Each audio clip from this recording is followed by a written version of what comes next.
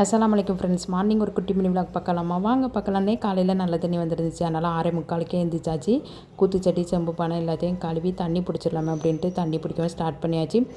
நாள் சோப்பட்ட துணி சேரில் இருந்துச்சு. சரி மடிச்சிடலாமே அப்படின்ட்டு ஒன் பை ஒன் துணியாக மடிக்கவும் ஸ்டார்ட் பண்ணியாச்சு.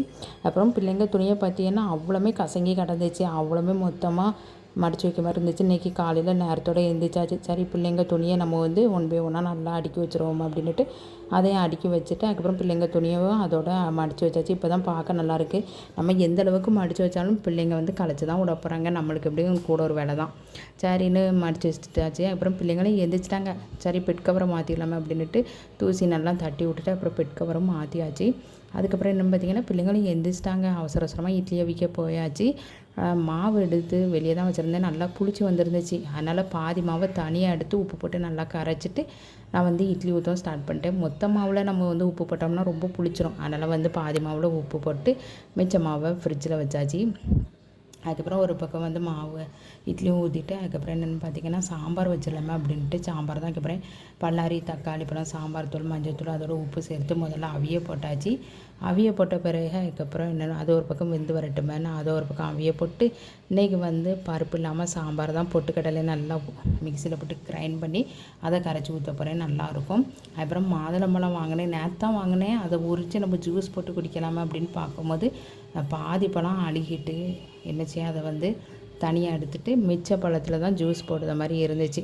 அதனால் ஜூஸ் போட்டோம்னா ஒரு 3/4 கிளாஸ் கூட வரலை. அதனால் ஜூஸ் போட்டு தனியாக எடுத்து கொஞ்சத்தை குடிச்சாச்சு வெறும் வயிற்றில். அதுக்கப்புறம் என்னென்னு பார்த்திங்கன்னா இட்லி ஊற்றி வச்சிடலாமா அப்படின்ட்டு சைட் பை சைடு இட்லியும் ஊற்றியாச்சு.